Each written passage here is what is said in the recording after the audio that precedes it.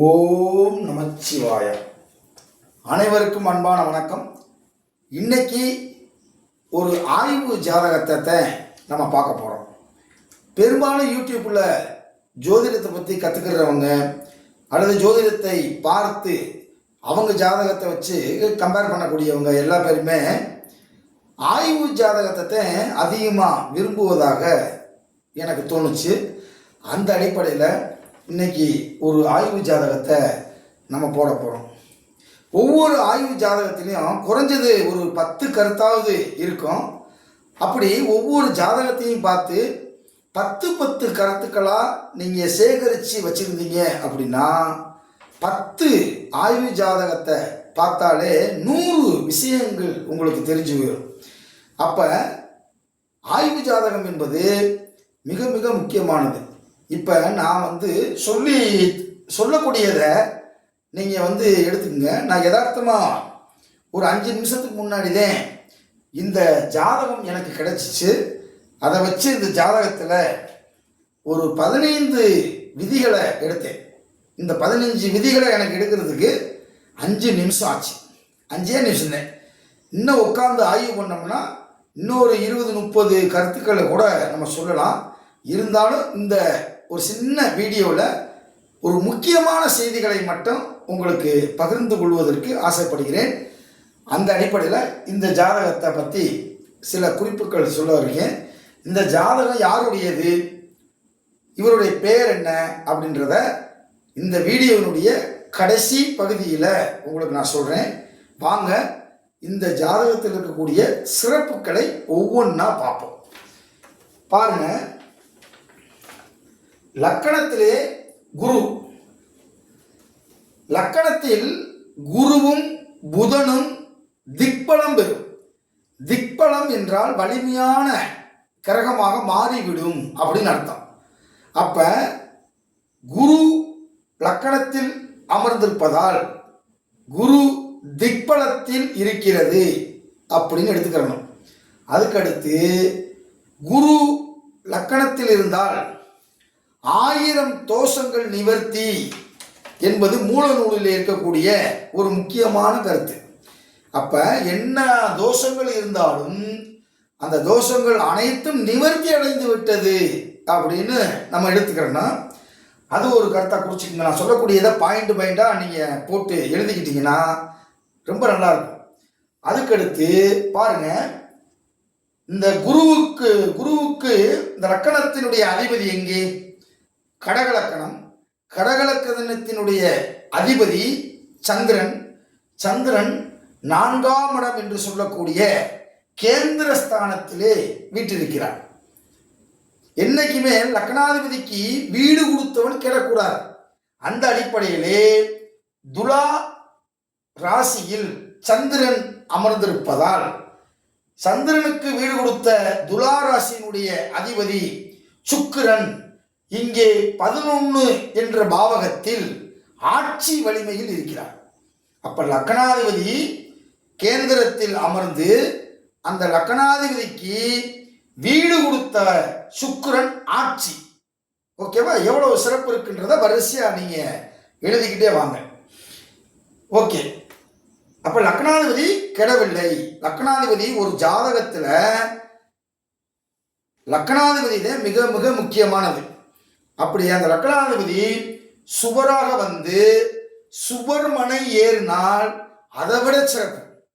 அப்ப லக்னாதிபதி இங்கே சந்திரன் என்ற சுபராக அந்த சந்திரனும் வளர்விரை சந்திரனாக இருக்கிறார். அப்ப இவர் சுபர். தேய்விரை சந்திரனாக வந்தால் அந்த சந்திரன் பாவராக கருதப்படும். அந்த அடிப்படையிலே சூரியன் இருக்கக்கூடிய இடத்திற்கு 7 பாவகத்திற்குள் சந்திரன் இருந்தால் அது பூர்ண சந்திரன் என்று பெயர். 1, 2, 3, 4, 5 5ஆம் இடத்துல இருக்கு. இந்த இடத்துல புலிப்பாணி சித்தர் ஒரு கருத்து சொன்னாரு. சந்திரனுக்கு 5, 9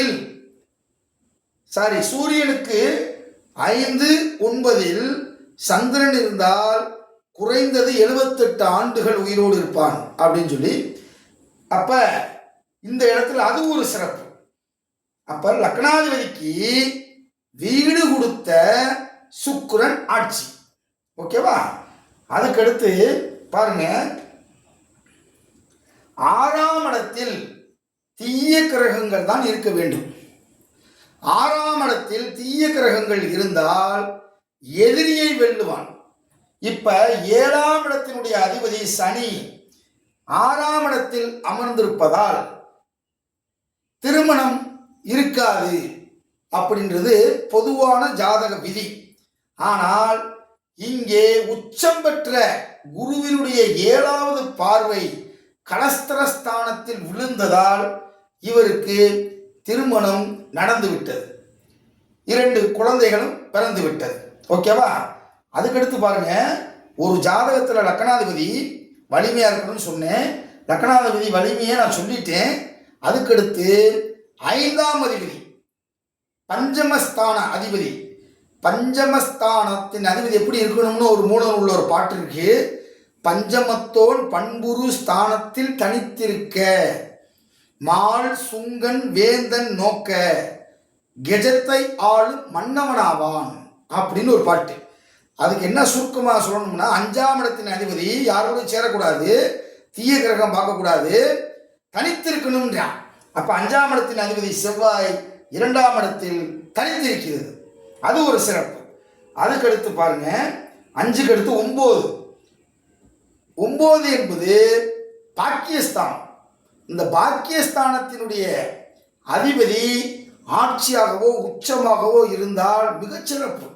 அப்ப பாக்கியாதிபதி குருவாக வந்து அந்த குரு லக்கணத்தில் உச்சம் பெற்று அமர்ந்திருக்கிறான். அப்போ 1 சூப்பர், 5 சூப்பர், 9 சூப்பர். திரிகோண ஸ்தானங்கள் வலுவாக இருக்கணும். அந்த அடிப்படையில் 1, 5, 9 மிக சிறப்பாக இருக்கிறது.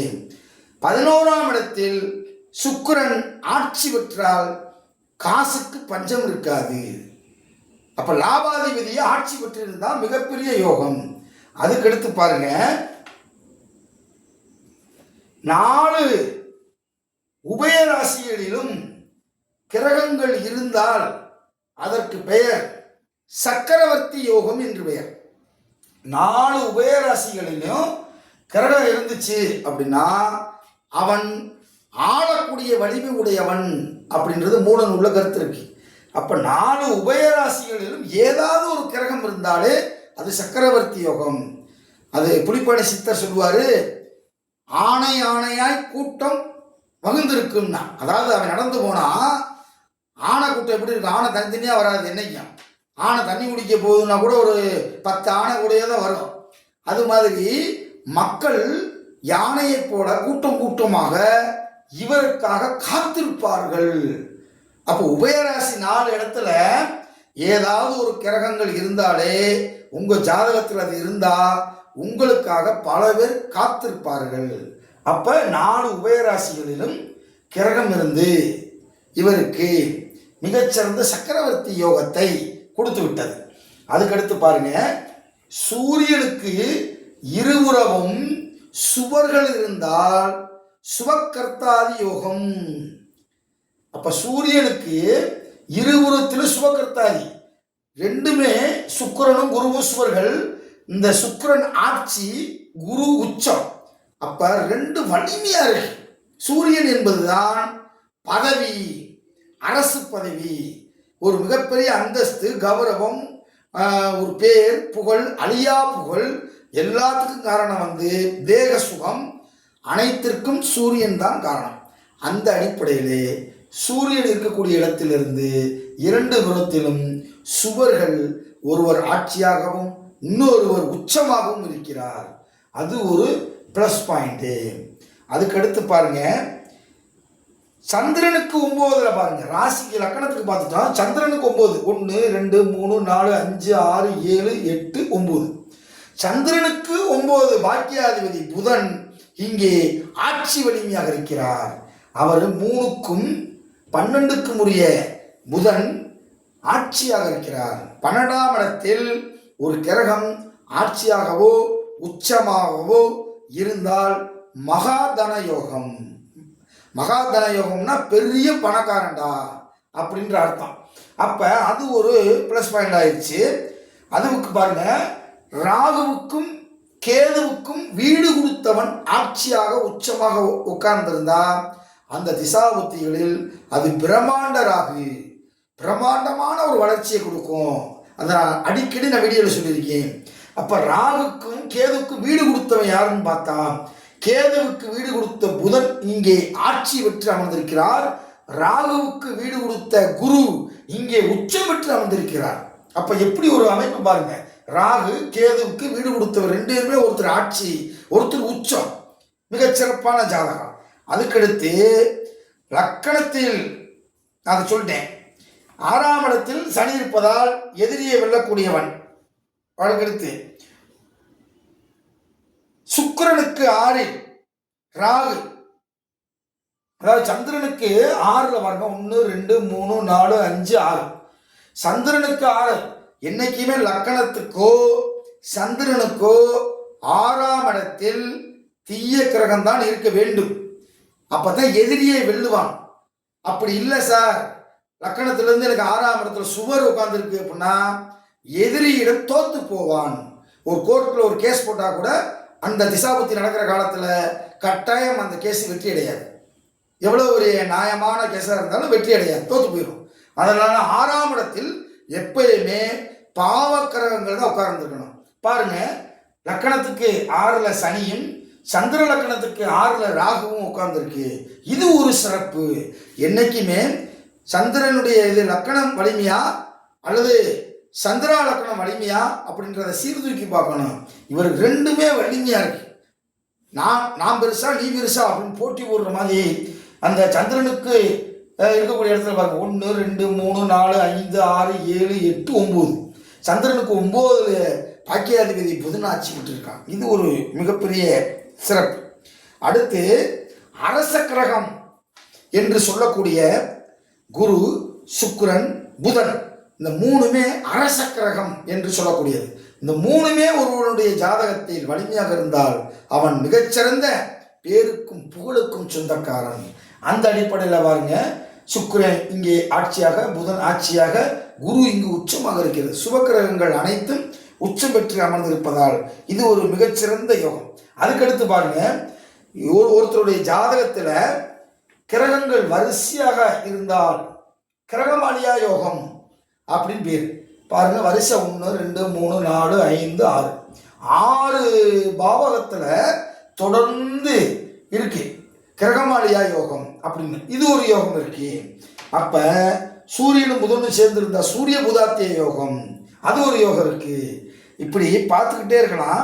அதுக்கடுத்து பாருங்க, 5க்கும் 10க்கும் உரிய செவ்வாய் அங்கே சுவராக கருதப்படும். 5க்கு 10க்கு உரியவர் சுவர். அப்ப 1 2 3 4 தான் வீட்டே தானே எந்த ஒரு கிரகம் பார்க்கிறதோ அது சிறப்பு வாய்ந்தது. அந்த அடிப்படையில் செவ்வாயினுடைய வீட செவ்வாய் 4 7 8 இடத்தை பார்க்கும். அந்த அடிப்படையில் செவ்வாய் 4வது பார்வையாக தான் வீட்டை தானே பார்த்து விட்டது. பஞ்சமக்கோள் பஞ்சமஸ்தானத்தை பார்த்து விட்டது. அப்ப இது ஒரு மிகப்பெரிய யோகம். இப்படி யோகம் இல்லாமல் ஒரு மனிதன் வாழ்விலே வெற்றி அடைய முடியாது, உயரத்துக்கு போக முடியாது. அவங்க செய்த நன்மைகள் யோகமாகவும் அவர்கள் செய்த தீமைகள் தோஷமாகவும் ஒருவருடைய ஜாதகத்தில் வந்து அமைந்து விடுகிறது. ஆகவே இந்த ஜாதகம் யாருடைய ஜாதகம் என்று சொன்னால், நம்முடைய இந்திய நாட்டினுடைய பிரதமர் 7வது பிரதமர் மரியாதைக்குரிய ஐயா விபி சிங் அவர்களுடைய ஜாதகம் தான் இந்த ஜாதகம். அப்ப எப்படி ஒரு கிரகம் அமைப்பு இருந்தால் எப்படி ஒரு இந்தியாவுக்கே, இந்திய திருநாட்டுக்கே அவர் ஒரு பிரதமராக வந்திருக்கிறார் என்று சொன்னால் அது ஜாதகத்தினுடைய அடிப்படையில் அந்த ஜாதகம் அவருக்கு உயர்ந்த பதவியையும் அந்தஸ்தையும் கௌரவத்தையும் நிலையான புகழையும். இந்தியாவினுடைய 7வது பிரதமர் யாரு அப்படின்னு எப்போ கேட்டாலும் அது விபி சிங் அப்படின்னு சொல்லுவோம். ஆரம்பத்தில் இவர் உத்தரப்பிரதேசத்தில் ஒரு மந்திரியாக இருந்து படிப்படியாக அரசியலில் முன்னேறி மிகச்சிறந்த உயரத்துக்கு வந்து இந்தியாவை தலை சிறந்த பதவியான பிரதமர் பதவியை அடைந்திருக்கிறார் என்று சொன்னால் அது ஜாதகத்திலே மிக வலிமையாக இருக்கிறது.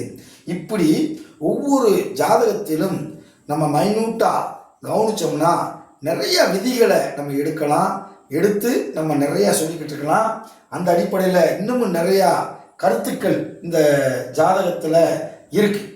அதனால நம்ம இப்போ ஒரு குறுகிய வீடியோ அப்படின்றதுக்காக நான் ஒரு 15-20 கருத்து சொல்லியிருப்பேன்னு நினைக்கிறேன்.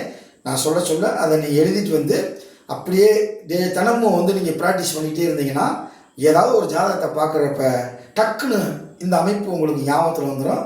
அதை வச்சு நீங்கள் அழகாக அந்த திசாபுத்தியில் இது நடக்கும் அப்படின்னு சொல்லுங்கள், அல்லது இது நடந்திருக்கும் அப்படின்னு சொல்லுங்கள், சரியாக இருக்குது அப்படின்னு சொல்லுவாங்க என்று சொல்லி எல்லாம் அல்ல இறைவன் சிவபெருமானுக்கு நன்றி கூறி விடைபெறுகிறேன். நன்றி, வணக்கம்.